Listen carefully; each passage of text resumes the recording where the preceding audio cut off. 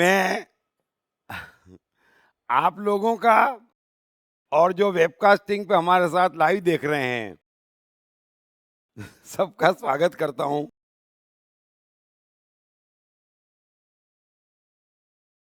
आज का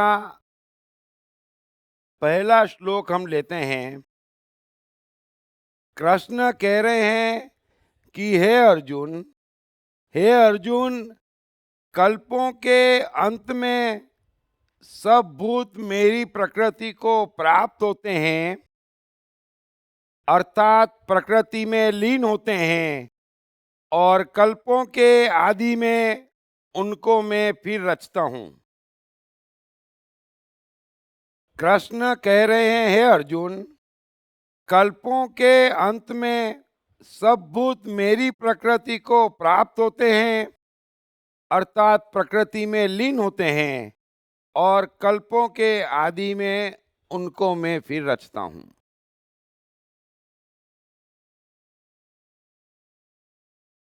कृष्ण जिस चेतना में जिए हैं और जहां से ये गीता कह रहे हैं, यह मनुष्य जाति के इतिहास का पहला अनुभव है और अब तक का एकमात्र अनुभव है। और जिन भी ज्ञानियों ने गीता समझी है या कृष्ण का जीवन समझा है, उन्होंने एक स्वर से कहा है कि एकमात्र पूर्ण अवतार।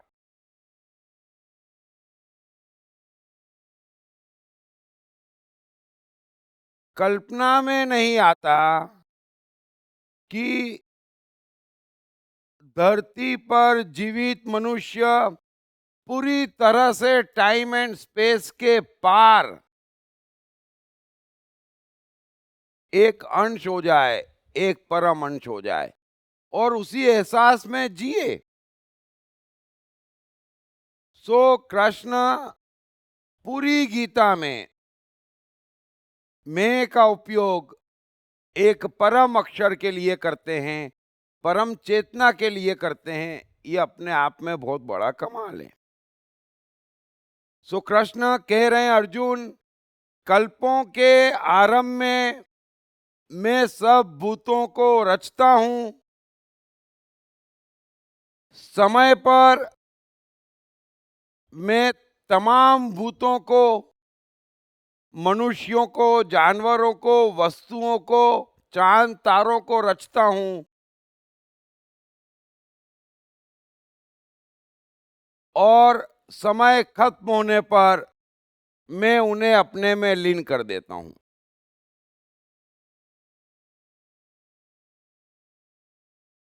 और खासकर कृष्ण मनुष्यों के लिए कह रहे हैं, मैं भी आपसे कह चुका हूं कि सारा खेल समय का है।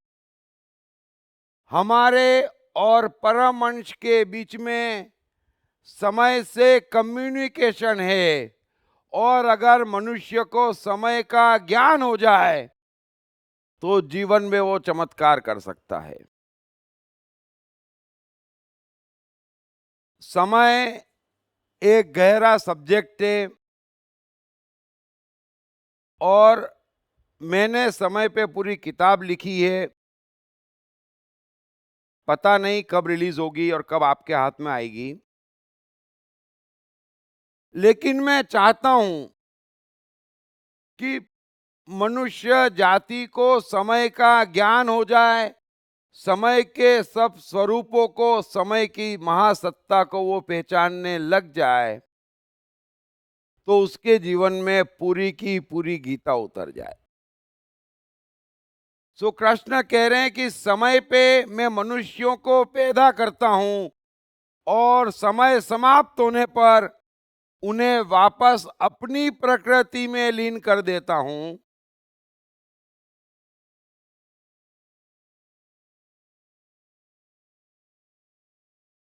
कृष्ण जो कह रहे हैं, ये मैंने आपको समझाया था कि हमारा जीवन और कुछ भी नहीं है, एक समय है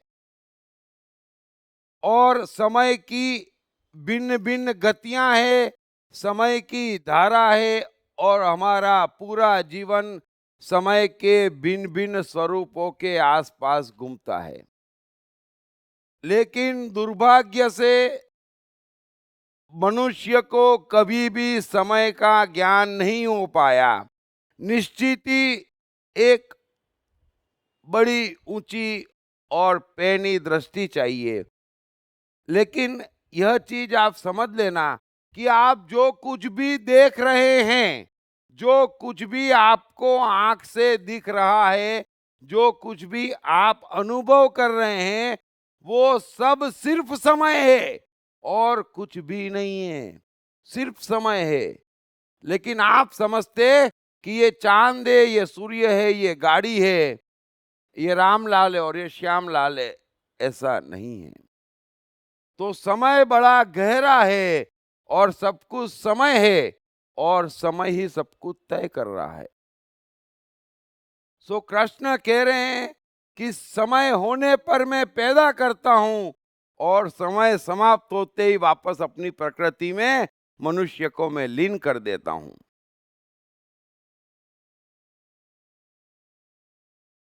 और फिर समय आने पर मैं उनको फिर रचता हूं।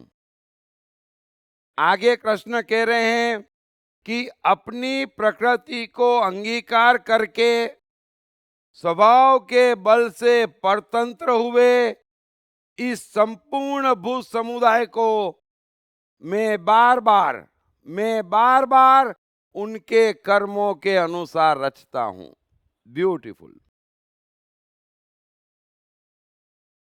कृष्ण कह रहे हैं मैं कोई पूरा समय आपको इस समय समझाने नहीं जा रहा, ये मैं कितनी बार कह चुका हूं।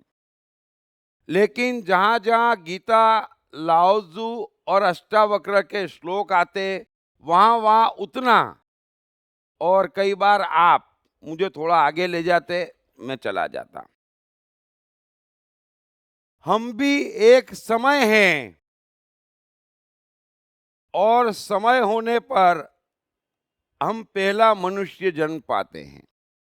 ये निर्णय समय करता है, समझ लेना।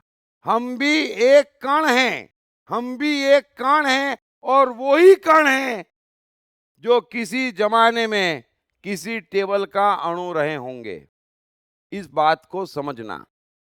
यहां पर कण ने चेतना का विकास किया है, लगातार लगातार लगातार। यहां पर हर मनुष्य ने अपने समय पे यहां पर पहला जन्म लिया है। और एक बार जब मनुष्य जन्म लिया है तो कृष्ण कह रहे हैं कि समय की धारा के साथ समय आने पर हर मनुष्य ने यहां जन्म लिया है, मैंने उसे जन्म दिया है और उसका समय समाप्त होते ही मैंने उसे वापस बुला लिया है।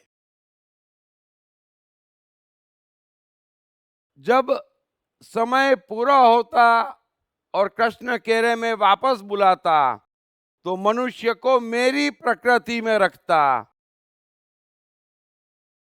इसका अर्थ ये हुआ कि कृष्ण ये कह रहे हैं कि यहाँ पर दो प्रकार की प्रकृति है मनुष्य के लिए, एक मेरी प्रकृति और एक मनुष्य की अपनी प्रकृति। तो जब हम समय में बंध के इस जीवन में आते और जितने समय के लिए आते या जितना समय पसार करते, मैं पूरी बात समय की भाषा में समझाने की कोशिश कर रहा हूं, तो जितना समय पसार करते हम एक अलग प्रकृति से बंधे होते। लेकिन जैसे ही हमारा समय समाप्त होता, कृष्ण कह रहे हैं उन्हें वापस में अपनी प्रकृति में शामिल कर लेता। उसके बाद में फिर समय आने पर मैं उसे फिर रचता और फिर वो मनुष्य की प्रकृति से बनता और फिर मैं उसे बुलाता, फिर वो जाता, फिर वो आता। ये खेल चलता रहता है। आगे कृष्ण कह रहे हैं कि अपनी प्रकृति को अंगीकार करके स्वभाव के बल से परतंत्र हुए। एक एक शब्द सुनना, कमाल है कृष्ण की चेतना। अपनी प्रकृति को अंगीकार करके स्वभाव के बल से परतंत्र हुए इस संपूर्ण भू समुदाय को मैं बार बार उनके कर्मों के अनुसार रचता हूं। अब दो प्रकृति है, ये कृष्ण ने यहां पर स्पष्ट करा। एक, जब मनुष्य समय में बनता, यानी कि समय पार की कृष्ण चेतना से समय में बंध के मनुष्य जन्म लेता, तो वो अपनी प्रकृति धारण करता और यही तमाम दुखों की जड़ है। अब यहां पर हर मनुष्य ने अपनी प्रकृति धारण करी हुई है और वो प्रकृति धारण करने को स्वतंत्र है। और कृष्ण पहले ही कह चुके हैं कि रजोगुण, सत्वगुण और तमस गुण के भीतर यहाँ हर मनुष्य बंधा हुआ है। हम जो समय में जी रहे हैं, हम जो समय में जी रहे हैं, ये हमारा बंधन है। समय ने हमको बांध रखा है और जीवन का मकसद है इस समय की जंजीर को तोड़ के उसके पार चले जाना। स्वर्ग भी जीते जी है और मुक्ति भी जीते जी है। सबसे बड़ी गलतफहमी ये है कि मुक्ति कहीं और है। कृष्ण जीते जी मुक्त थे, मीरा जीते जी मुक्त थी। कोई मुक्ति के लिए मरना नहीं है। हम समय के अंदर बंध गए हैं और 24 घंटे सत्वगुण, राजस गुण और तमस गुण के पीछे भाग रहे हैं। इस बात को समझ लेना। और जितना हम इन गुणों के पीछे भाग रहे हैं, समय की मार हमें पड़ रही है। समय की मार का अर्थ इतना ही है कि समय हमको बांधे चले जा रहा है और हम बनते चले जा रहे हैं। तो कृष्ण कह रहे हैं कि अपनी प्रकृति को अंगीकार करके स्वभाव के बल से परतंत्र हुए। यहां पर हर कोई अपनी साइकोलॉजी का गुलाम हो चुका है। इस बात को थोड़ा समझना। जब हम एक ऊंची कक्षा से, एक अंतिम कक्षा से बात करते हैं, तो सारी बात को जरा एक अलग डिफरेंट डायमेंशन में समझना।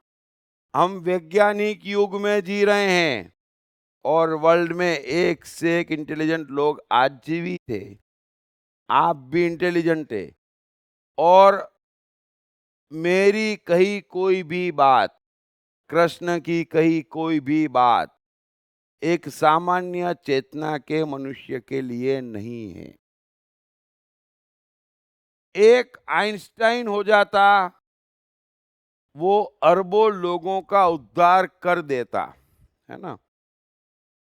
तो ये जो भी बातें हैं वो एक व्यक्ति के लिए है, विशेष विशेष व्यक्तियों के लिए है, लेकिन भीड़ के लिए नहीं है। भीड़ कभी बुद्ध नहीं होती। भीड़ हमेशा से बुद्धू थी, है और रहेगी। सो आप समझने की कोशिश करना जो कृष्ण कह रहे हैं कि यहां पर प्रकृति के अधीन होकर स्वभाव के परवश हुआ हर मनुष्य अपनी साइकोलॉजी से बंध गया है, परतंत्र है। यहां पर हर मनुष्य अपना गुलाम है और जो अपनी गुलामी है वो ही समय का बंधन है।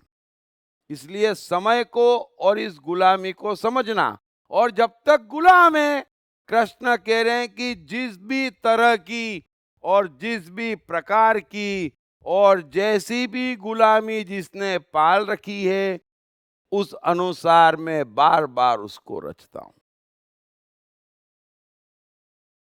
दो ही गति है, एक परम गति जहां से समय के पार जाना है, और एक ऐसी गति जहां से हम समय के बंधन में जकड़ते जा रहे हैं।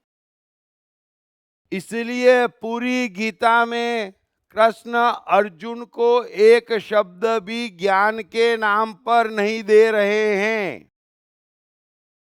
कभी भी अष्टावक्र ने या लाओ त्सु ने या किसी ने भी किसी को ज्ञान नहीं दिया है। मैं भी आपको कोई ज्ञान नहीं दे रहा हूं।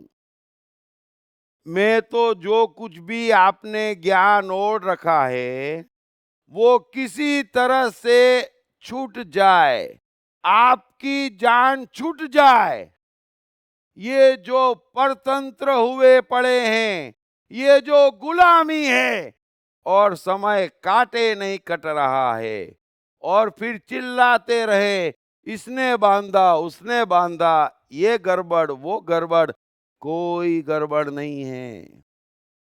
समय काटे नहीं कट रहा है। अरबों वर्ष का इतिहास है ब्रह्मांड का।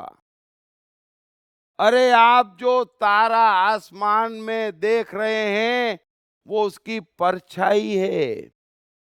और कई तारों की तो आप 10-10 लाख 20-20 लाख वर्ष पुरानी परछाई देख रहे हैं। इतने विशाल समय में ये 60-80 वर्ष का जीवन बोझ कैसे हो गया? समय का इतना बंधन क्यों पाल लिया? तो कृष्ण कह रहे हैं कि अपने स्वभाव से यह हर आदमी परतंत्र हुआ पड़ा है। वो ये समझ ही नहीं रहा है कि सारा ज्ञान भीतर है और बाहर का हर शब्द अज्ञान है। फिर बार बार आ जाते, लेकिन ये तो ज्ञान है ना। लेकिन ये तो ठीक है ना। अब क्या करें? मैं कहता हूं, आपकी जरूरत हो, प्रत्यक्ष फल देने वाला हो, वो हर ज्ञान उचित है। और जो प्रत्यक्ष फल देने वाला नहीं है, वो ज्ञान अनुचित है। थोड़ा अपनी साइकोलॉजी के बंधन को समझना।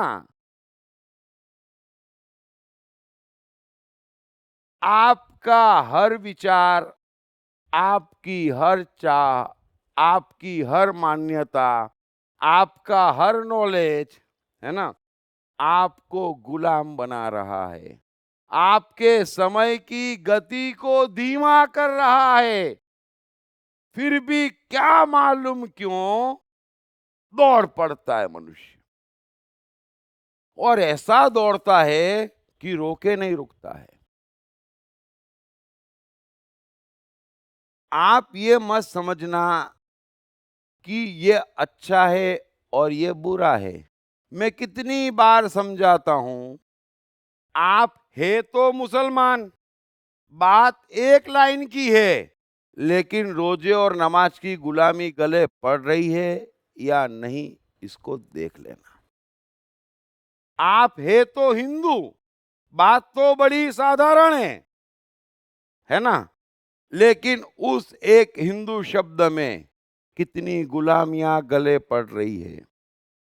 आप कहने को है तो एक परिवार के सदस्य, है ना, कहने को तो, लेकिन कितनी गुलामियां गले पड़ रही है। आप कहने को तो हैं एक समाज के हिस्से, लेकिन कितनी गुलामियां गले पड़ रही है ना। जरा गौर करना। और सब मनुष्यों का दुख क्या है? और कोई दुख नहीं है, वो गुलाम है। और गुलाम हंसते नहीं, गुलाम जीते नहीं, और गुलाम जीवन में कुछ बड़ा करते नहीं। तो कृष्ण कह रहे हैं कि अपने स्वभाव से परतंत्र हो जाता, मैं तो उसे समय में बांध कर भेजता। मैंने तो ये एक खेल रचाया है, अब वो समय के बंधन से छूट जाए और सदैव के लिए मेरा हो जाए। लेकिन हम हैं कि समय के बंधन से छूटते ही नहीं। और ये समय का बंधन हम कहां से ओढ़ते हैं? हर ज्ञान से। हर ज्ञान से ओढ़ते हैं। क्यों ओढ़ते हैं? मैं आपसे यही पूछ रहा हूं, आप क्यों ओढ़ते हैं? यहां पर सारी सत्ता समय की है। समय पे आपका सब कुछ ठीक हो जाने वाला है।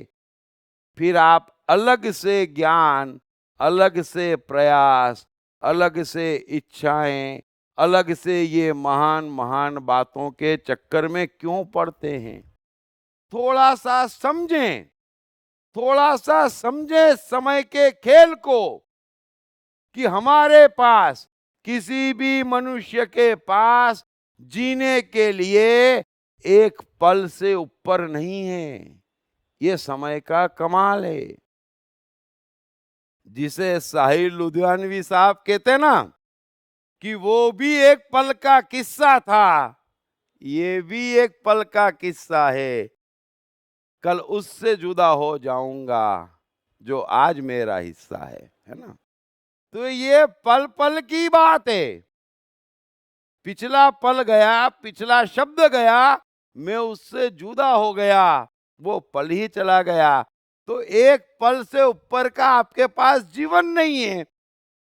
और फिर अगर जीवन एक पल का है, तो ज्ञान कितना चाहिए कि इस पल में क्या करूं तो बेस्ट। जरा समझना इस बात को, इस खेल को समझना।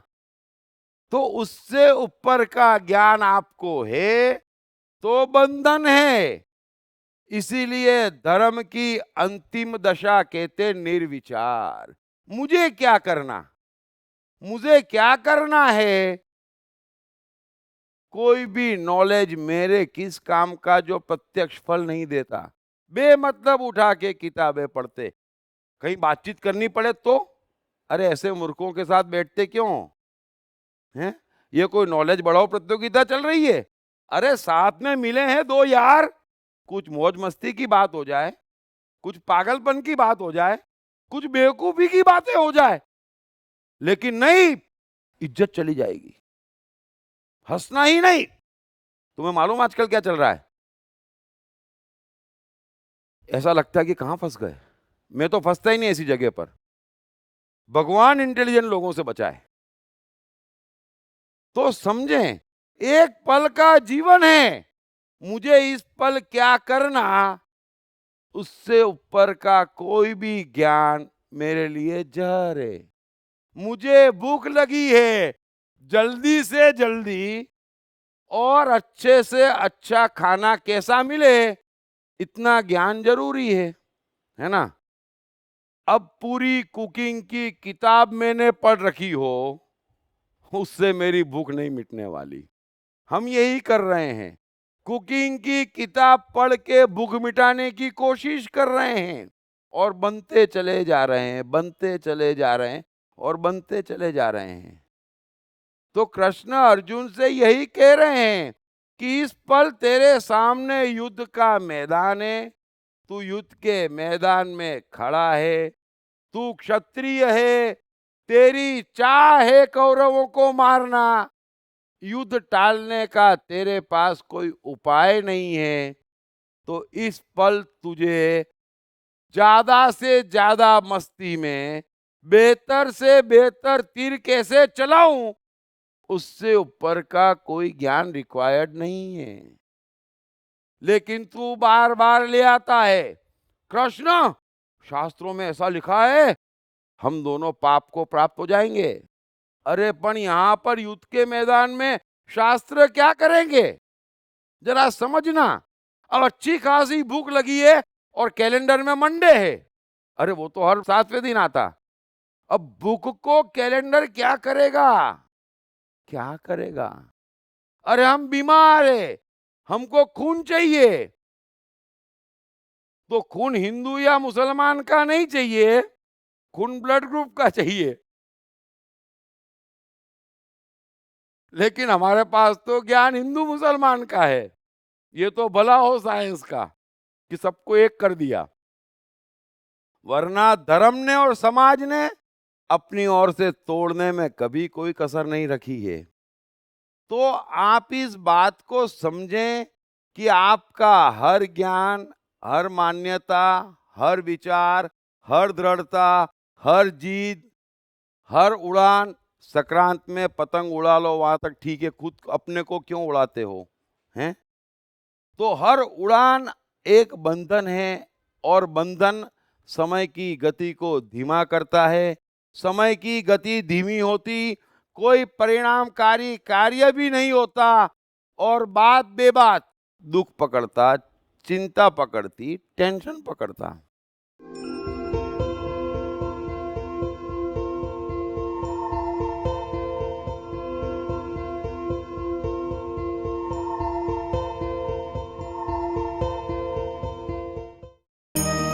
कृष्णा मन और जीवन के मास्टर।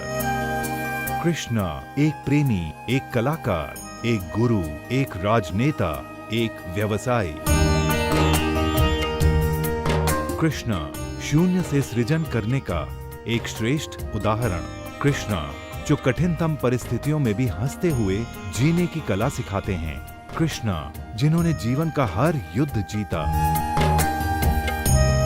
दीप त्रिवेदी द्वारा लिखित किताब मैं कृष्ण हूँ। ये किताब कृष्ण के संपूर्ण जीवन पर रिसर्च करने के बाद कुछ इस साइकोलॉजिकल अंदाज में सिलसिलेवार रूप से लिखी गई है कि जिसे पढ़ते पढ़ते आपका जीवन भी बदलता चला जाएगा। मैं कृष्ण हूँ। ये किताब अंग्रेजी, हिंदी, मराठी तथा गुजराती में एक साथ atmanestore.com साथ ही सभी प्रमुख ई-कॉमर्स साइट्स पर भी उपलब्ध है।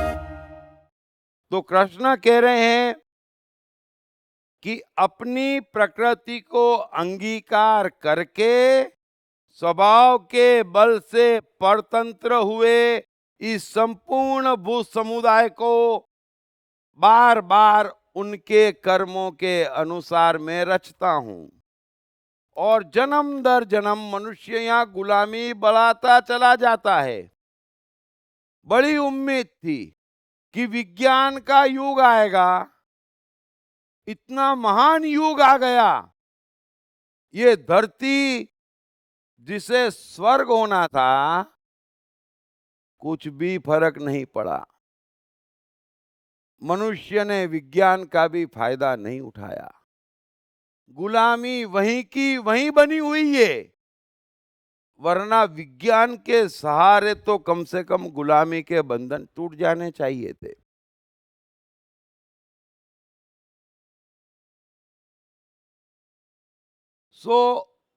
मेहरबानी करके आप समझें कि समय के पार जाना है, दूर की यात्रा है, लेकिन समय को तेज करो। ये जो गुलाम हुए पड़े हैं उस गुलामी को दूर करो, और दूसरे किसी ने यहाँ किसी को गुलाम नहीं बनाया है। यहाँ कोई किसी को, कुदरत में ये रचना ही नहीं है कि एक पल को गुलाम बना सके। कौन बांध पाया मीरा को, कौन रोक पाया कबीर को, कौन रोक पाया बुद्ध को, कौन रोक पाया एडिसन और वॉल्ट डिज्नी को? कोई नहीं रोक पाया। किसी ने रोक लिया एडिसन को कि तुम तो बाइबल में मानते नहीं, पढ़े लिखे भी नहीं है, नहीं कर सकते प्रयोग? किसने रोक लिया? किसने रोक लिया कबीर को कि एक शास्त्र नहीं पढ़े हैं और बैठे बैठे धर्म पे प्रवचन दिए चले जा रहे हो? किसने रोक लिया कबीर को? यहां पर कोई किसी को रोक नहीं रहा है आपके अपने सिवा। आप दब रहे हैं, आप मान रहे हैं, और आप ही फंस रहे हैं। मेहरबानी करके समझें किस बात की गुलामी है, किस बात की गुलामी है। सारी गुलामी की जड़ नॉलेज है, सारी गुलामी की जड़ मान्यता है, सारी गुलामी की जड़ परंपरा है। हर चीज से गुलामी बांधते, गुलामी ही समझते। अरे किस बात की गुलामी? इस पल मुझे क्या करना, ये पल डिसाइड करेगा। ये डिसाइड भी समय करता है। आपकी सत्ता नहीं है। आपको क्या करना ये तय करने की सत्ता आपको किसने दी है? वो सत्ता भी समय की है। अब समय तो कुछ और चाहता, समय कुछ और कहता, लेकिन यहाँ तो गुलाम हैं। हंटर पड़ते और दौड़ पड़ते, हंटर पड़ते और दौड़ पड़ते। सो आप थोड़ा सा इस बात को समझेंगे तो बहुत अच्छा रहेगा कि गुलामी आपका दर्द है, और जहां से हो सके गुलामी काटें। समय की भाषा चेंज हो जाएगी। अपने को बांधे मत और किसी और को गाली दे मत। किसी और ने नहीं बांधा है, कोई यहां किसी को बांध नहीं सकता है। कोई यहां किसी को पल भर के लिए नहीं बांध सकता है। वो सिकंदर का एक किस्सा शायद मैं कई बार सुनाता हूं कि सिकंदर जब भारत से जाने को हुआ सारे हीरे जवाहरात खजाना लेकर, तो अंतिम पल उसे विचार आया कि चलो यहां से एक सन्यासी भी ले जाया जाए। तो उसने सिपाहियों से बोला, पकड़ के लाओ एक आध को। अब सिपाही तो पकड़ के ले आए, लेकिन दुर्भाग्य से वो पक्का सन्यासी था। पक्के सन्यासियों के बारे में एक बात मशहूर है कि फकीरों से कभी मजाक नहीं करने की। अगर कोई पहुंचा हुआ कृष्ण है तो मजाक में भी मजाक नहीं करने की। तो वो पक्का सन्यासी था, पक्का फकीर था। तो उसने आते ही पूछा सिकंदर से, भाई ये सिपाही लोग मुझे पकड़ के क्यों लाए? तो बोले तुम्हें अपने देश ले चलना है। बोले क्यों?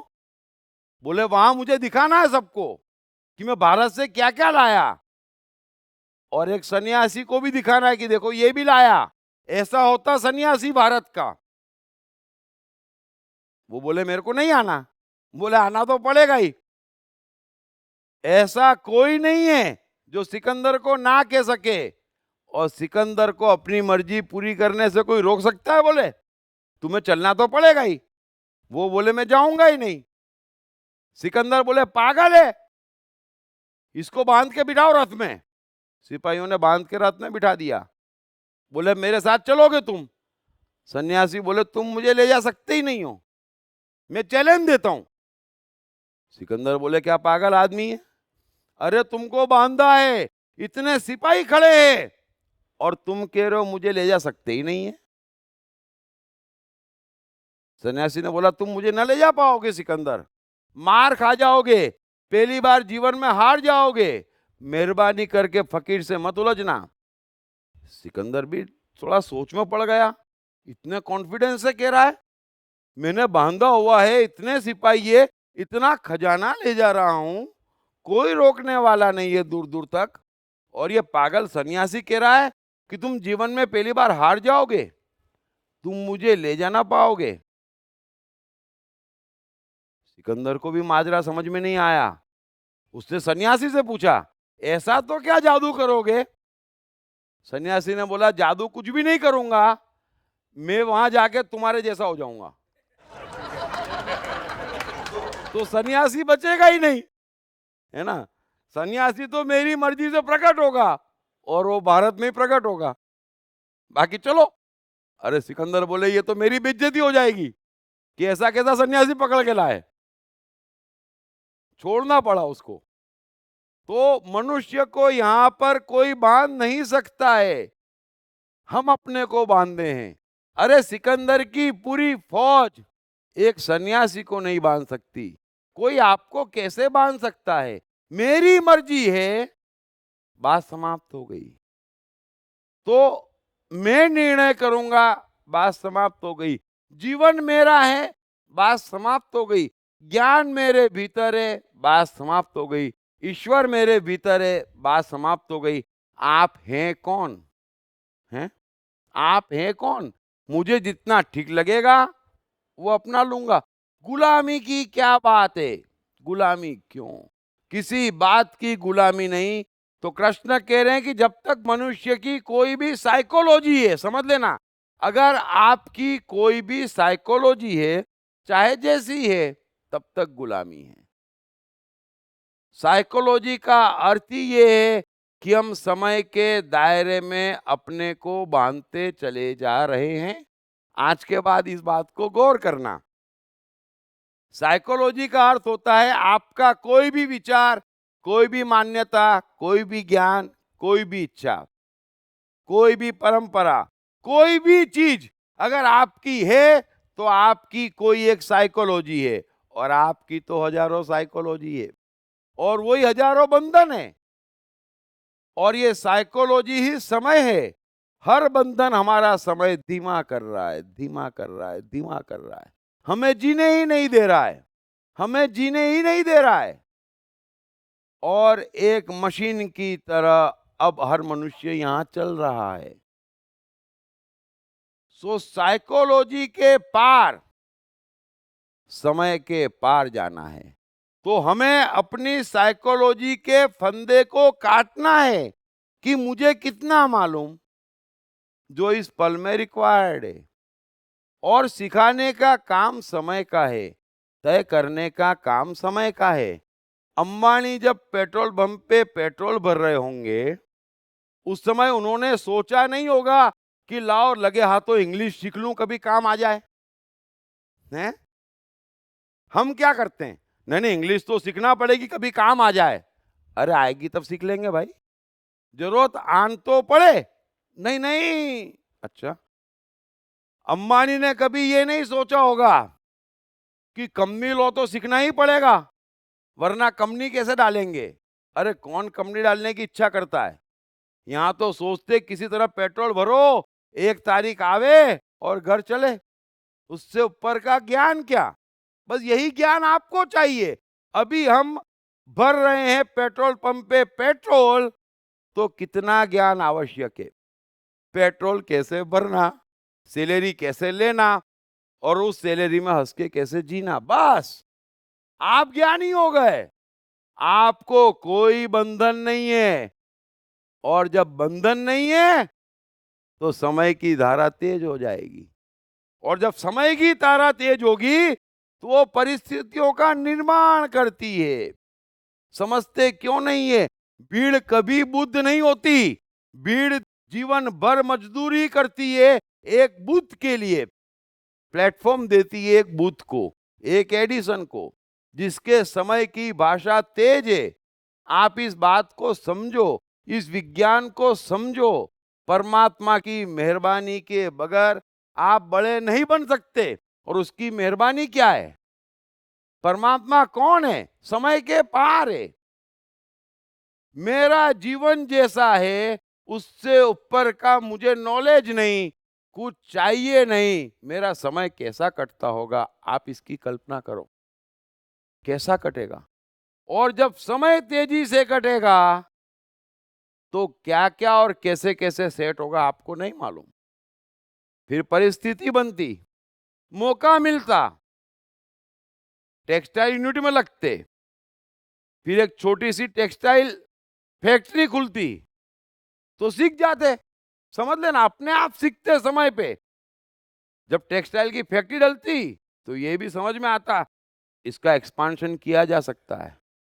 कैसे? पब्लिक इशू लाके। तो उस समय समझ में आता पब्लिक इशू किसको कहते हैं। अपने आप समय पे, बस। और ऐसा करते करते क्या नहीं सीखे धीरू भाई, सब सीख गए। कहां बाधा आ गई जरा समझना। आप दौड़ रहे हैं, पैसा जेब में, यहां से नरीमन पॉइंट जाने का नहीं। और इंटरनेट पे स्विट्जरलैंड की टिकट कितने की है? अरे भाई तुझे क्या करना है? हैं? यहाँ बढ़िया स्विट्जरलैंड है अपना, यहीं मजे लो। तो समझो इस बात को, आप दौड़ रहे हैं, और जितना दौड़ रहे हैं अपने को गुलाम बना रहे हैं। समय के पहले सीखना मनुष्य को खत्म कर देता है। समय पे नहीं सीखना, ये कमाल भी हम करते हैं, है ना। समय के पहले सीखेंगे, समय पे सीखेंगे नहीं, तो समय को हम समझते नहीं कि हमारी जरूरत कितनी है, उससे ऊपर का मुझे ज्ञान होना क्यों चाहिए? बस उससे ऊपर की मेरी आवश्यकता क्या है? मैं एक घूमता फिरता जोगी फकीर हूं। छोटी झोली, बड़ी झोली, लाल कलर की झोली, पीले कलर की झोली, फटी झोली हो, चाहे फूल वाली झोली हो, है ना, चाहे उस पे हिरण लगा हो, मैं अपनी झोली लेके घूम रहा हूं मस्ती में। क्या लेना देना मुझे? आप फंस कहाँ रहे हैं, ये भी पता लगा लूं, ये भी जान लूं, ये भी बन जाऊं, वो भी बन जाऊं, कुछ नहीं बन रहे हैं। सर्कस हो गया, हमारा जीवन सर्कस हो गया है। तो कृष्ण कह रहे हैं कि ऐसे मनुष्यों को बार बार मैं उनके कर्मों के अनुसार रचता हूं। तो साइकोलॉजी खाली करो, इसको खाली करो, हवा में उड़ो। ये जितनी भारी रहेगी ना, गठरी जितनी भारी रहेगी ना, चढ़ने में उतनी ही कष्टदायक होती वो। तो इतना वजन लेके क्यों चल रहे हो जीवन में? इस पल क्या चाहिए? आवाज नहीं निकल रही तो गर्म पानी चाहिए, है ना? बस, और क्या चाहिए? कुछ नहीं चाहिए। इस पल जितना ज्ञान है तो आप ज्ञानी हैं। हमें इस पल का तो ज्ञान ही नहीं है, और बाकी सब ज्ञान है। हमें अपने को पहचानना चाहिए। यहां पर कोई अपने को नहीं पहचानता। किसी से भी पूछ लो, सब चीज उसको मालूम है। पॉलिटिक्स हो, ये हो, वो हो, स्टॉक मार्केट बिल्कुल, ये कैसा है ऐसा, ये कैसा है वैसा, तू कैसा है? चुप हो जाता आदमी। अरे मैं कैसा हूं ये तो सोचा ही नहीं। तो मैं कैसा हूं ये मालूम होना चाहिए। इस पल मुझे क्या करना योग्य है ये मालूम होना चाहिए। उससे ऊपर का कुछ भी जानना आपके समय की गति को धीमा कर रहा है।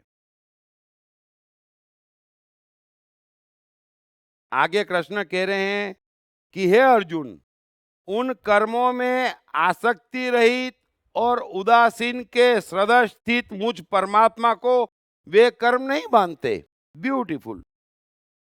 कृष्ण कह रहे हैं कि अर्जुन, मैं संपूर्ण रूप से आसक्ति रहित हूं और उदासीन हूं। ये दो गुण समझ लेना, इसलिए मुझे कर्म नहीं बांधते। अब हमें भी दुख क्या है? कर्म के बंधन का, है ना? थोड़ा समझना। अर्जुन का दुख क्या है? कर्म का। तीर चलाने का उसको दुख है, वो तो जीवन भर चलाते आ रहा है। लेकिन उस समय उसको कर्म का बंधन नहीं था, तो तीर चला देता था। आज कर्म के बंधन में फंस गया है कि होगा क्या कृष्ण, बस। और जैसे ही बंधन आया, बात समाप्त हो गई, आसक्ति आ गई। तो इस बात को समझो। कृष्ण कह रहे हैं कि मैं आसक्तिहीन हूं, जो होना है हो जाए। मेरे हाथ में कर्म है, मैंने कर दिया, बात समाप्त हो गई। मैं उदासीन हूं, कुछ भी हो जाए, सफलता मिले, असफलता मिले, मान मिले, सम्मान मिले, मुझे क्या करना? थोड़ा इस बात को समझना। सफलता और असफलता हमें मिल कैसे सकती? जरा बताओ। मिल ही नहीं सकती। फिर हम भ्रम में जी रहे हैं। मैंने कर्म इस पल किया, है ना? आपने कोई कार्य अभी किया, और हार पिनाने वाले कब आते? तो दो अलग अलग पल है, मुलाकात हो कैसे सकती? लेकिन आप जादू करते, कर लेते हैं। हाँ, थैंक यू थैंक यू। अरे क्या थैंक यू है? शादी 20 साल पहले करी, हर साल एनिवर्सरी मना रहे हैं। तो 20 साल बाद कैसे हो सकता? समझे आप? तो पल चला जाता। तो कृष्ण जो कह रहे हैं कि मैं उदासीन हूं, मैंने कर्म किया, कर्म का मजा ले लिया। अब बल्ब बना तो ठीक, नहीं बना तो ठीक। तो बल्ब के बनने का और मेरे कर्म का ताल्लुक बैठता नहीं है, और बैठना चाहिए नहीं। एडिसन असफल क्यों नहीं हो सकता? क्योंकि उसे नए नए फिलामेंट खोजने में मजा है। तो 6500 के करीब फिलामेंट खोजते खोजते भी वो थका नहीं। 27-27 दिन दिन रात लेबोरेटरी में बैठने के बाद भी वो थका नहीं, क्योंकि कर्म में मजा है। और फिर एक अंतिम फिलामेंट, कार्बन फिलामेंट से बल्ब जल गया तो जल गया। एडिसन उदासीन है, समझ लेना। ये हम तो ऐसे उत्साही है, अब तो देखो फिलामेंट, अच्छे मुहूर्त में घुसा हूं, अंगूठी पहनी है, पंडित जी से पूछ लिया है, सब फिट फाट है, बिल्कुल लेबोरेटरी वास्तु के हिसाब से सेट करके रखी है। और जहां 6 फिलामेंट में बल्ब नहीं बना कि घर जाके पत्नी से झगड़ लेते हैं, सब तेरे कारण है। हम उदासीन नहीं है, समझ लेना। हमें उदासीन होना चाहिए, सब कुछ हमारा है, हमारे हाथ में कर्म है, हमने कर्म कर लिया, उससे ज्यादा क्या है। कर्म से फल का कायदे से कोई कनेक्शन ही नहीं है ही नहीं। कैसे मैं समझाऊं। हमें उदासीन होना चाहिए, ठीक है, एक पल जरा ठीक है, थोड़ा सा ठीक है, लेकिन क्या है। लेकिन यहां तो ऐसा नशा चढ़ता, और कमाल के हमें किसी को यहां सफलता में रस नहीं है, समझ लेना।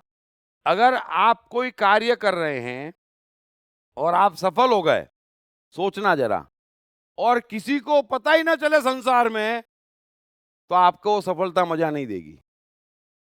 कैसे कैसे कमाल की मानसिकता में हम जीते हैं। अरे पेपर में छपना चाहिए, पार्टी देना पड़ेगी, क्यों, सबको जलाना तो पड़ेगा ना। तो मजा सफलता में नहीं है, जलाने में है। गौर करना, आज के बाद गौर करना, हम भी कमाल करते हैं। कर्म से फल का ताल्लुक नहीं है, एक पल हमारे हाथ में है, उस पल क्या करना उससे ऊपर का ज्ञान नहीं। उस कर्म का क्या परिणाम आएगा वो हाथों हाथ हमने ले लिया, उसके बाद में उसके फल से हमारा कोई कनेक्शन नहीं। यहाँ पर दुनिया हर एक को अपने अपने नजरिए से, अपने अपने कारणों से, अपने अपने स्वार्थ से और अपनी अपनी मानसिकता से देखती है ना। तो उनका मान देना, उनका सम्मान देना, ये बाहर का विषय है, इसका हमारे कर्म से कुछ भी लेना देना नहीं। कार्य करा, सफलता मिली, असफलता मिली, ये इतने कारणों पे निर्भर है, उससे भी हमारा लेना देना नहीं है। तो अपने को कॉम्पैक्ट करो, अपने को शून्य करो, अपने को निर्विचार करो, अपने को खाली करो, इस साइकोलॉजी को हटाओ, ये बर्डन हटाओ। इतना जो नॉलेज है वो आपको खा रहा है। जरा समझो, जरा समझो। आप भी देखते हैं कि जो जितना गरीब है, जो जितना कम जानता है, वो कितना मस्त है। आप भी सोचते कमाल है, फिर आप कहते इसमें अकल ही नहीं है इसलिए मस्त है। अरे तो आप में अकल क्यों है फिर? अकल क्यों है? अगर अकल परेशान कर रही है तो अकल है क्यों? क्यों इतनी अकल है? वरना तो खुश ही हैं हम। यहां पर कोई मनुष्य अगर साइकोलॉजी खाली कर दे तो उसे बंधन नहीं है, और जब बंधन नहीं है तो वो खुश ही है। हम खुश ही हैं, कुछ भी कमी हमारे पास नहीं है, क्योंकि पल बंधा हुआ है। इस पल जो करना है वो मैंने कर लिया। कमी क्या रह गई जीवन में? कमी क्या रह गई? लेकिन नॉलेज, दौड़ना। तो ये जो गुलामी है, तो कृष्ण कह रहे हैं कि मैं आसक्ति रहित हूं और मैं उदासीन हूं, क्या फर्क पड़ता है ना। मेरी प्रसन्नता बाहर के किसी परिणाम पर निर्भर नहीं है। कबीर को ये गम कभी नहीं रहा कि क्या मैं दोहे कहता हूं, कोई न ऐसा भूतो न भविष्यति पैदा हो सकता। क्या ये बात कबीर को नहीं मालूम होगी? तो क्या कबीर ने कभी दुख पाला कि 4-6 सुनने वाले मुश्किल से आते, और जहां से निकलो वहां लोग बाग मारते पीटते सताते, तुच्छ गिनते, पकड़ के ले जाते, घर पे खाना नहीं बनता? क्या कबीर ने कोई दुख पाला? प्रश्न ही नहीं उठता है। कर्म में मजा है, कर्म कर लिया, बाहर कुछ भी परिणाम नहीं है, कनेक्शन नहीं है। सो ये 3 बातें कृष्ण ने कही कि मैं कर्मों के अनुसार रचता हूं, साइकोलॉजी खाली करो, साइकोलॉजी ही समय है, और जिसकी जितनी गहरी साइकोलॉजी है भीतर भरी हुई, उतना ही उसका समय स्लो है।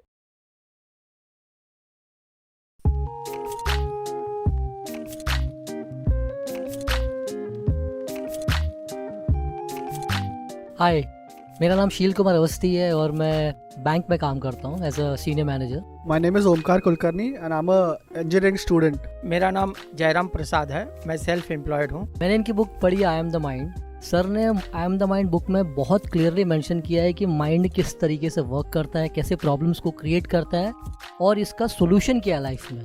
It's a really great book that I've come across in so many years. I've read many books but this one stands apart. इस पुस्तक की सरल भाषा, साधारण ढंग से मन का क्लासिफिकेशन ने मुझे बहुत प्रभावित किया है। I have read the book. It clearly identifies, explains the difference between your brain and the mind. All the 7 states of the mind are clearly defined in that book and that's the best thing about the book. So it's a very nice book written in a very clear language. मेरा तो मानना है, मैं मन हूँ पुस्तक, हर व्यक्ति को पढ़ना चाहिए। ये जिंदगी को आसान बनाने का सरलतम तरीका है। अगर ये आई एम द माइंड एक बार समझ में आ गई, it is going to make the magic in the life.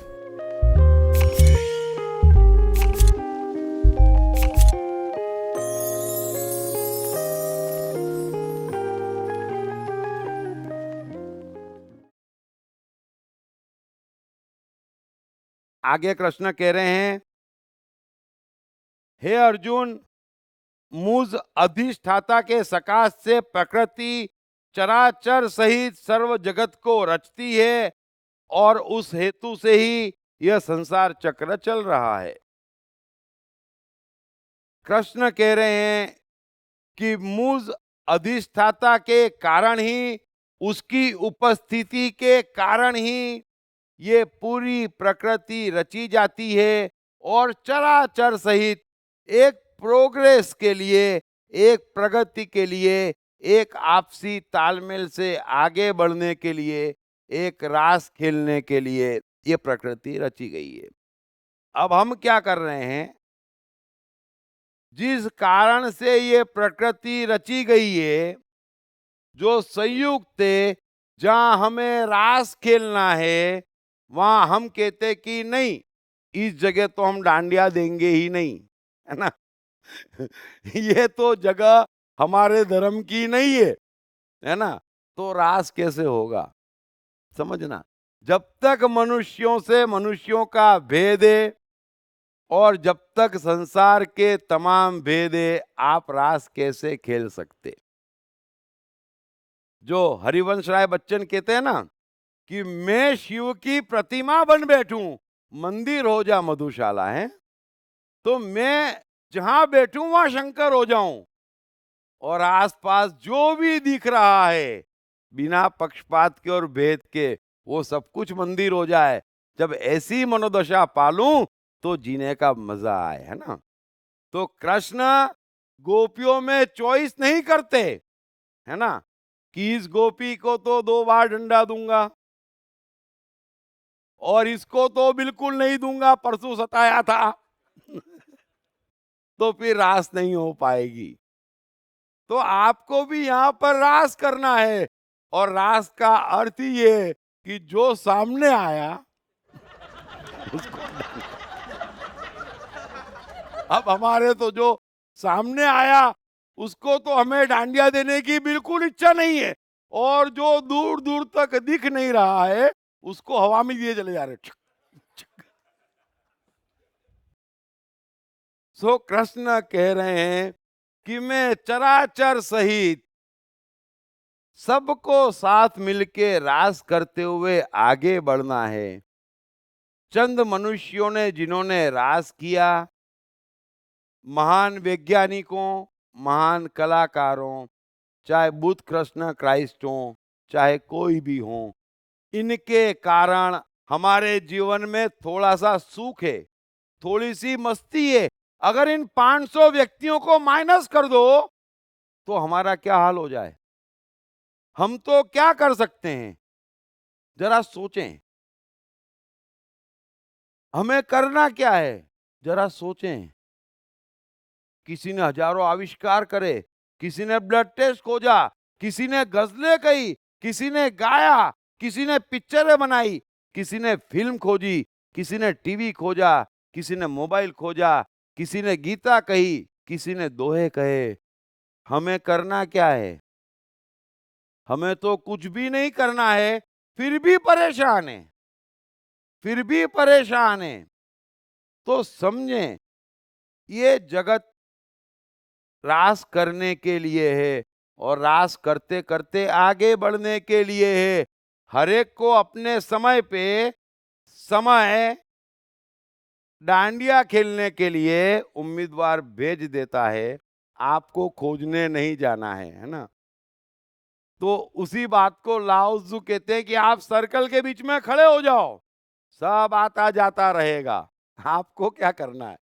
ये खेल समय का है, समय को चलाने दो और देखो कितना मजा आता है। अरे इतनी गोपियों से ये संसार भरा पड़ा है कि रास खेलते खेलते थकोगे नहीं।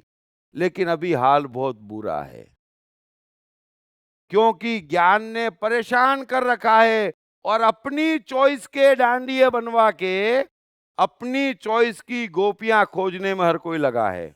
बस यही परेशानी का घर है।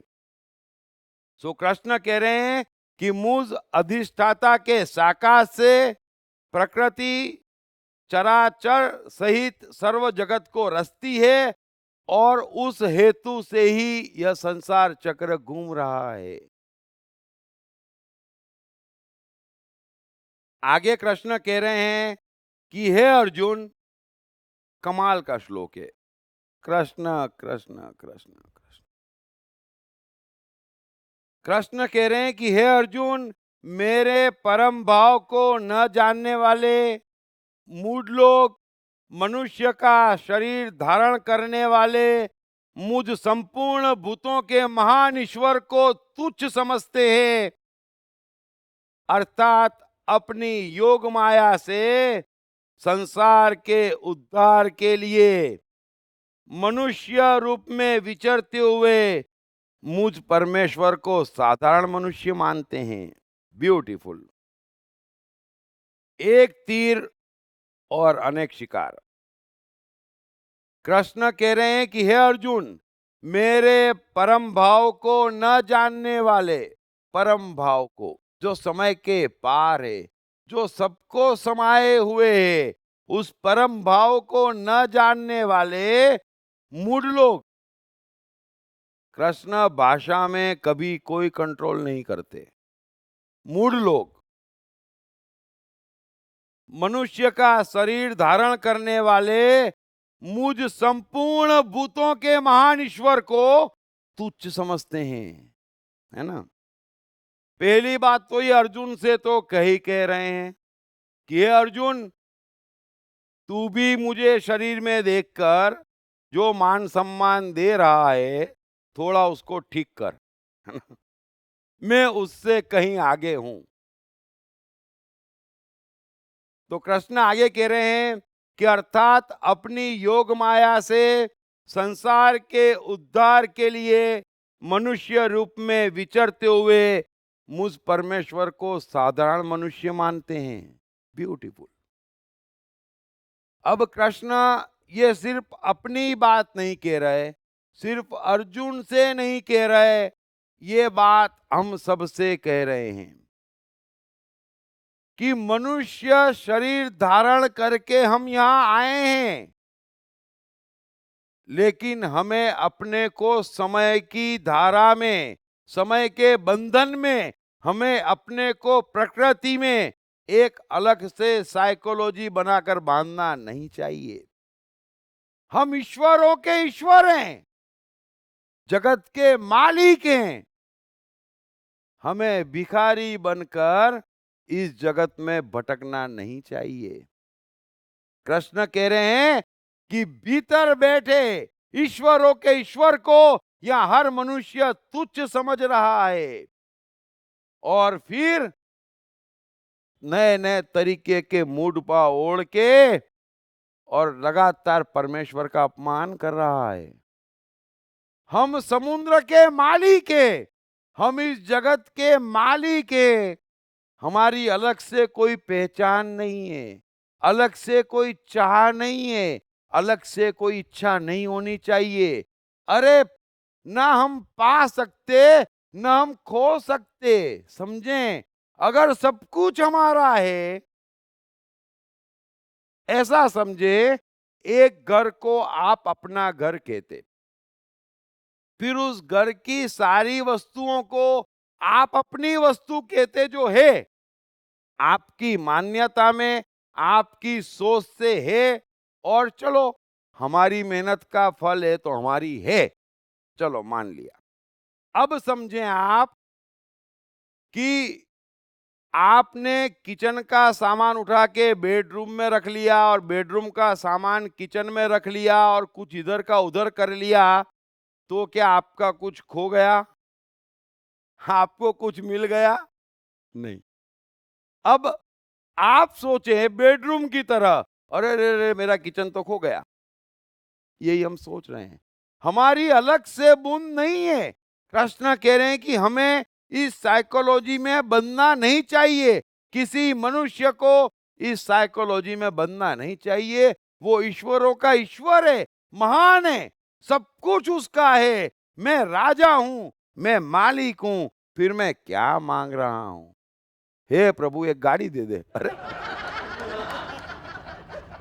कबीर के पास तो नहीं थी, महाभारत के जमाने में भी नहीं थी, हम मांग क्या रहे हैं? हे प्रभु इससे बचा, किससे बचाना है? हे प्रभु इससे मिलवा दे, किससे मिलवाना है? छोड़ो ना, छोड़ो ना। थोड़ा सा परमात्मा का गौरव पाओ, थोड़ा परमात्मीय बिहेवियर अपने जीवन में लाओ। ये क्या लगा रखा है? तो कृष्ण कह रहे हैं उस बात को समझो कि मेरे परम भाव को न जानने वाले मूढ़ लोग, मनुष्य का शरीर धारण करने वाले, मुझ संपूर्ण भूतों के महान ईश्वर को तुच्छ समझते हैं, अर्थात अपनी योग माया से संसार के उद्धार के लिए मनुष्य रूप में विचरते हुए मुझ परमेश्वर को साधारण मनुष्य मानते हैं। अरे आप यहां पर आए हैं सर्व के उद्धार के लिए, ईश्वरों के ईश्वर हैं आप, और कहां लग गए हैं? मेरा उद्धार कर लूं, बस।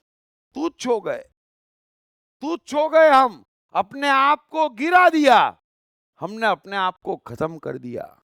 हमें कहना तो ये चाहिए था कृष्ण की तरह शान से कि मैं ईश्वरों का ईश्वर हूं।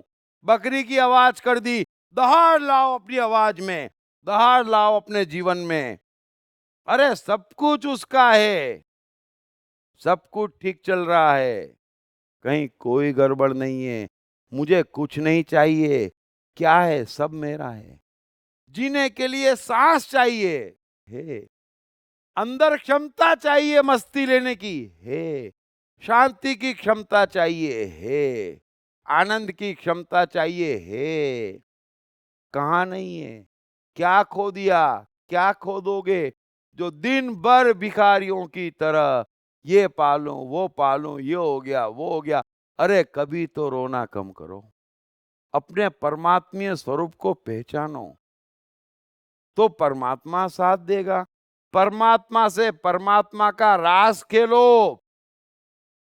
ये बूंदों से बूंदों का जो रास खेल रहे हैं उसको हटाओ, सर्व का खेल खेलो, सर्व के लिए जियो, सर्व के लिए मरो, सर्व की सोचो। आप सर्व हैं, और जब सर्व हैं तो न तो आप कुछ पा सकते न आप कुछ खो सकते। ये तो एक पल मेरा है, उस पल में सामने गीता का श्लोक है, आप महानुभाव बैठे हैं, यहाँ पर माइक है, वो भेज रहा है, मैं बोल रहा हूँ, संपूर्ण विश्व का मालिक हो चुका हूँ मैं इस समय। बात समाप्त हो गई। ईश्वरों के ईश्वर है हम इस पल, इस पल के बाहर जाते ही हम भिखारी हैं। समय को आगे मत ले जाओ, समय से बंधो मत। हर सोमवार को ये करूंगा, ठीक 8 बजे ये करूंगा। समय को बांधो मत। समझ लेना इस बात को। जितना जीवन में प्री कमिटमेंट है, समय के जितने बंधन है, अकारण अकारण। कोई बिजनेस मीटिंग को तो समझ में आता, कोई प्रोजेक्ट करना हो समझ में आता, कहीं खाना खाने जाना हो समझ में आता 10 जनों को। लेकिन कैसे कैसे समय में हर एक ने अपने को बांध रखा है, अकारण के बंधन। तो कृष्ण जो कह रहे हैं उस बात को समझें, अपने जीवन के महत्व को समझें, उल्टा चलें।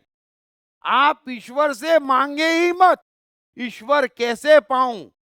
ये कृष्ण की अष्टावक्र की साइकोलॉजी नहीं है, ये बात ही गलत है। आप में कमी है तो फिर आप कभी कुछ नहीं पा सकते, छोड़ो। सब जने सिखाने में लगे हैं, लेकिन अष्टावक्र कहते हैं कि तू ईश्वर है, अब क्या चाहिए। जनक पूछते कैसे पाऊं, अष्टावक्र कहते हैं कि तू है, गलतफहमी दूर कर ले कि नहीं है। समझ लो आप चीज को, आप है, आप मालिक है, आप राजा है, आप दरिद्र नहीं है, आप भिखारी नहीं है। अरे आप भिखारी नहीं हैं। थोड़ा कबीर का जीवन पढ़ो, राजाओं के राजा हैं आप। सो कृष्ण कह रहे हैं ये राजाओं के राजा को दबा के ये जो मनुष्य दरिद्रता ओढ़े घूम रहा है, वो नहीं जानता, ये मूढ़, ये मूर्ख, ये बेवकूफ मनुष्य अपनी योग माया से शरीर रूप में धारण किए हुए मुझ ईश्वर को तुच्छ समझता है, मेरा अपमान करता है बात बात पे, और अपनी बूंद को लिए घूमता है शान से। क्या हमारी बूंद और क्या समुद्र। समुद्र की रजिस्ट्री आपके नाम पे है और आप बूंद का विजिटिंग कार्ड छपाए घूम रहे हैं। कहाँ मेल बैठेगा, कुछ मेल नहीं बैठेगा।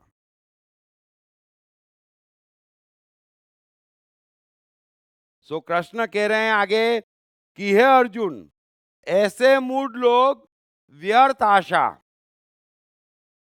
व्यर्थ कर्म और व्यर्थ ज्ञान वाले विक्षिप्त चित्त अज्ञानी जन राक्षसी, आसुरी और मोहिनी प्रकृति को ही धारण किए रहते हैं। अब इससे ज्यादा तो कृष्ण क्या बोले। कृष्ण कह रहे हैं कि ये जो समझते नहीं कि समुद्र की रजिस्ट्री उनके नाम पे है, क्यों टेंशन पालते हैं। एक पल है, समय के पार जाके खेल लो, खेल लो, खेल लो, बाकी सब अपने आप घटना है। तो जो ये नहीं समझते वे क्या करते हैं, जरा गुण जो बता रहे हैं वो झांक लेना। व्यर्थ की आशा करते। अब हर कोई देख ले यहां कैसी कैसी आशाओं में जी रहे हैं, कैसी कैसी कमाल की आशाओं में जी रहे हैं। थोड़ा सा सोचते नहीं, इस ब्रह्मांड की तरफ भी नजर नहीं उठाते। ओहो, इतना विशाल ब्रह्मांड है, ये क्यों है, अरबों वर्षों से है, ये क्यों है, उसमें हमारे 60 साल के जीवन का महत्व क्या है। और फिर ऐसा क्यों है कि सूर्य, पृथ्वी किसी को सोना नहीं है और हमें तो 1/3 जीवन सोना है।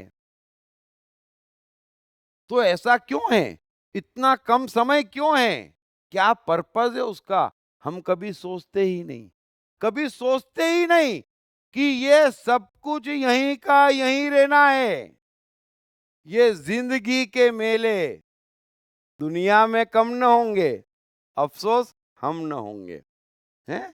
तो हमें नहीं ही रहना है कल, जरा सोचते क्यों नहीं। तो जो बुद्ध ने अपने आप से सवाल पूछा था, वो सवाल आप अपने आप से पूछते क्यों नहीं कि समय की इस छोटी सी सीमा में बंधे इस जीवन का महत्व क्या है, क्यों है, जरा समझें और उसका कैसे बेस्ट यूटिलाइजेशन करें, समझें। ये व्यर्थ की आशाओं में, और कैसी कैसी आशाएं, जरा गौर करना कभी कितना फंस रहे हैं। तो कृष्ण कह रहे हैं कि ऐसे मूढ़ लोग व्यर्थ आशा, फिर व्यर्थ कर्म। जब आशाएं व्यर्थ होगी तो कर्म भी व्यर्थ करने पड़ेंगे। तो पहले व्यर्थ आशा करते, फिर व्यर्थ कर्म करते। और वो सब क्यों करते? क्योंकि व्यर्थ ज्ञान ओढ़ते हैं, है ना। तो व्यर्थ ज्ञान से बचो, व्यर्थ की आशाओं से बचो, तो व्यर्थ के कर्मों से बच जाओगे। और व्यर्थ के कर्मों से बचेंगे तो जीवन का कुछ हसीन पर्पस, जीवन के कुछ मायने, जीवन के कुछ मकसद निकल के आएंगे। जीवन जीवन जैसा मालूम पड़ेगा, जीवन जीवन जैसा दिखेगा, और जीवन जीवन जैसा हो जाएगा। जिस जीवन को हजारों लाखों साल तक याद न किया जाए, हैं, वो जीवन जीवन क्या है? तो कृष्ण कह रहे हैं कि ऐसे विक्षिप्त चित अज्ञानी जन राक्षसी, आसुरी और मोहिनी प्रकृति को ही धारण किए रहते हैं। इसलिए अर्जुन, तुझे इन सब से बचना चाहिए। तुझे ये जो व्यर्थ की आशा किए, व्यर्थ के कर्म करने में लगा है कि भाग जाऊं, क्योंकि तेरे पास, तूने इस समय व्यर्थ का ज्ञान ओढ़ रखा है। क्योंकि इस समय तेरे दिमाग में, तेरे अस्तित्व पे व्यर्थ का ज्ञान छाया हुआ है कि मैं मरूंगा। व्यर्थ का ज्ञान छाया हुआ है कि शास्त्रों में लिखा है कि अपने भाइयों पे वार नहीं करते। शास्त्रों में लिखा है कि अपने गुरुओं की तरफ आंख उठा के नहीं देखते। ये व्यर्थ का जो ज्ञान है वो व्यर्थ की आशा जगा रहा है। इसलिए व्यर्थ का कर्म करने तू उतावला हो रहा है कि मैं भाग जाऊं। इस बात को समझना। इससे अच्छी भाषा में, इससे सरल भाषा में कृष्ण नहीं कह सकते। तो हे अर्जुन, ये सब कुछ तू है, तो छोटे से युद्ध के परिणाम की चिंता क्यों कर रहा है? अरे ये युद्ध की बात करता है, ये पृथ्वी भी हजारों बार बन और मिट चुकी है। परमात्मा ने तो कभी चिंता नहीं की। तू क्यों इतना बड़ा हुआ जा रहा है? मैं भी आपसे यही पूछता हूं, जरा उसकी धारा में बह लो, ज्यादा टेंशन मत पालो। सिर्फ कर्म में से फल हटा दो, बस। सिर्फ कर्म में से फल हटा दो और कल्पना करो, चलो अगर कर्म में फल नहीं होगा तो आप गड़बड़ क्या कर लेंगे? ये सारी गड़बड़ फल की है। तो अच्छा क्या, पाप क्या, पुण्य का मत पूछो, फल हटा दो, कोई गड़बड़ नहीं होगी।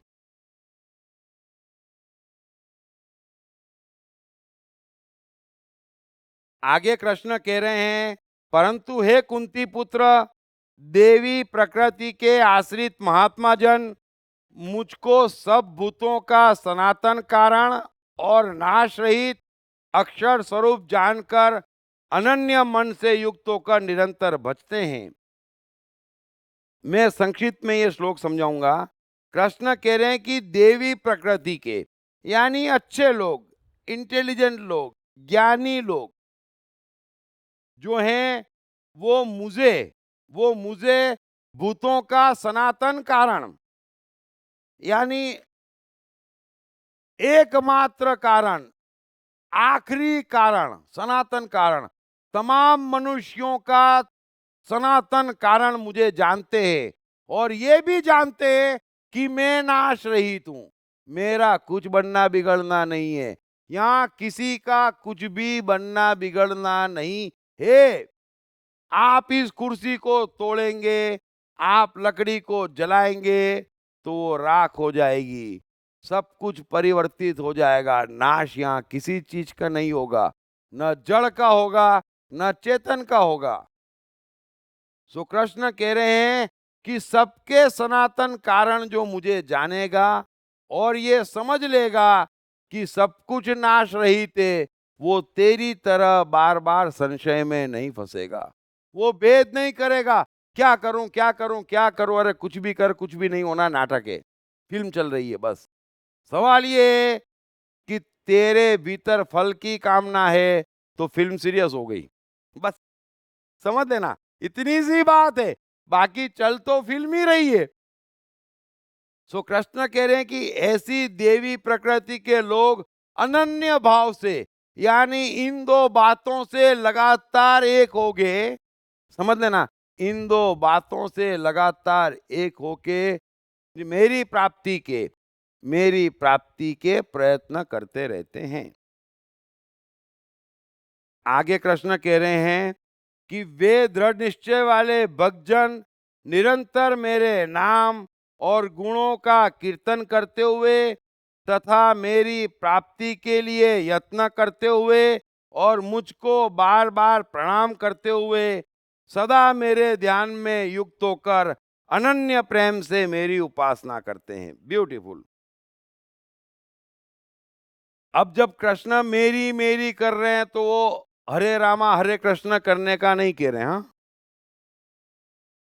सो कृष्ण कह रहे हैं कि सबका सनातन कारण जो मुझे जानते और मुझे नाश रहित जानते, मुझे जो ईश्वरों का ईश्वर मानते, इस तरीके से बार बार मेरे उन गुणों की चर्चा करते, बाहर भी और अपने भीतर भी, और लगातार बार बार मुझे नमस्कार करते। जब भी कोई भय पकड़ता तो मुझे नमस्कार करते कि अरे हाँ, न कोई मरता न कोई मारता, न कुछ पाया जा सकता न कुछ खोया जा सकता। मैं भी आपसे कहता हूं, कुछ पालो तो मजा ले लो, लेकिन जब कुछ खो दो तो समझ लेना कि न कुछ पाया जा सकता न खोया जा सकता। जब भी नेगेटिव हो तब अपने को ट्रीटमेंट दो, बार बार प्रणाम करो उसको कि तू ठीक कहता है, न कोई मरता न कोई मारता। किसी के स्वास्थ्य का टेंशन पकड़े तो बार बार कहो, कृष्ण ने गीता में कहा था ना अर्जुन, न कोई मरता है न कोई मारता है, टेंशन फ्री। तो अपने आप को जल्दी से जल्दी हर जगह से टेंशन फ्री करो, कम से कम इतना करो। और एक बात समझो कि मैं आपको समझाऊंगा, लेकिन ये कुदरत की रचना जो कृष्ण कह रहे हैं कि चराचर सहित एक रास चल रहा है, और वाकई वाकई यहां पर कभी भी कुछ भी बुरा नहीं हो सकता है कुदरत की तरफ से। आपके लिए हम अपनी प्रकृति से बंधे हैं, हम अपना बुरा कर रहे हैं, और जिस स्पीड से हम अपना बुरा कर रहे हैं वो उसी स्पीड से हमारा ठीक करने में भी लगा हुआ है। दो पैरेलल फोर्स जीवन में लगी है। और आप भी गौर करना, जीवन में जहां जहां ठीक हो रहा है ना, वो उसकी फोर्स से हो रहा है, और जहां जहां बिगड़ रहा है ना, वो हमारी फोर्स से बिगड़ रहा है। तो सामान्य मनुष्य को, सामान्य जीवन जीने वाले को एक बात कम से कम जहन में रोज 10 बार उतारना चाहिए कि जो हुआ अच्छा हुआ, जो हो रहा है अच्छा हो रहा है, और जो होगा अच्छा होगा। आज के बाद कुछ भी घटे, थोड़ा सा जो घट गया ना उसके घाटे को छोड़ना, और ये श्लोक 4 बार बोल के उस सिक्के का दूसरा पहलू देखना, होगा और वो अच्छा होगा। समझ लेना, कोई ऐसी घटना नहीं है जिसका सिर्फ एक नेगेटिव पहलू हो। आप सोचना, आप देखना, और जितना ज्यादा हो सके ये मानना कि जो हुआ अच्छा हुआ, जो हो रहा है अच्छा हो रहा है, और जो होगा वो अच्छा होगा। जब इस सूत्र की गहराई में मैं आपको समझाऊंगा समय में या अन्य सब्जेक्ट्स में, तो आपको समझ में आ जाएगा कि हाँ, कुछ गड़बड़ तो हो ही नहीं रही है। हम करना बंद कर दे, सारी गड़बड़ आज अभी यहीं खत्म हो सकती है। इतना आसान जीवन है। तो कृष्ण कह रहे हैं कि वैसे दृढ़ निश्चयी जो बार बार अपने को याद दिलाते कि जो हुआ अच्छा हुआ, है ना, बस मेरे इस नाम का कीर्तन करते, मेरा भजन करते, और कुछ भी होता तो बार बार मुझे प्रणाम करते कि अच्छा हुआ, अच्छा हुआ, अच्छा हुआ, thank you, thank you, thank you. शिकायत नहीं, thank you, thank you, thank you. वे अनन्य प्रेमी जल्दी मुझे प्राप्त हो जाते हैं। और अंत में कृष्ण कह रहे हैं, दूसरे ज्ञानी जन मुझ निर्गुण निराकार ब्रह्म का ज्ञान यज्ञ के द्वारा अभिन्न भाव से पूजन करते हुए भी मेरी उपासना करते हैं, और दूसरे मनुष्य बहुत प्रकार से स्थित मुझ विराट स्वरूप परमेश्वर की पृथक भाव से उपासना करते हैं। ब्यूटीफुल। दो शब्द कृष्ण कह रहे हैं, मैं संक्षिप्त में समझाऊंगा। कृष्ण कह रहे हैं कि दो तरीके के व्यक्ति और हैं। चलो, जो हुआ अच्छा हुआ को अगर साइड में भी करें, थोड़ा टाइम लगता है समझने में, उतारने में, अपने आप को समझाने में। तो कृष्ण कह रहे हैं कि दो तरीके के व्यक्ति और हैं। एक है ज्ञान योगी जो निर्गुण निराकार ब्रह्म का ज्ञान यज्ञ के द्वारा अभिन्न भाव से पूजन करते हैं, यानी इंट्रोवर्ट, जो अपनी पूरी दुनिया भीतर मानते हैं और भीतर बैठे हुए मुझको ही बसते हैं और अपने स्वरूप के आसपास घूमते हैं और वहीं पर अपने स्वरूप को परमात्मीय स्वरूप में बदलने की कोशिश करते हैं। वो निर्गुण निराकार ब्रह्म को पूजते हैं। और दूसरे जानते हैं कि सारे स्वरूप परमात्मा के हैं, तो बहुत प्रकार से स्थित मुझ विराट स्वरूप परमेश्वर की पृथक भाव से उपासना करते हैं। वे कभी किसी चीज को तुच्छ नहीं समझते, कभी किसी चीज का नकार नहीं करते, इनकार नहीं करते। अगर कुछ सर पे आ जाए तो उसे ठुकराते नहीं है, जैसे तू युद्ध को ठुकरा रहा है। तो कृष्ण कह रहे हैं कि दो तरीके से मनुष्य मेरी प्राप्ति के लिए प्रयास करता है। एक वो जो इंट्रोवर्ट है, पूरा जगत भीतर मानता, एक वो है जो बाहर पूरा जगत परमात्मा का मानता। तो हम 10 मिनट का ब्रेक लेते हैं और आगे की यात्रा फिर शुरू करेंगे, है ना। Thank you very much.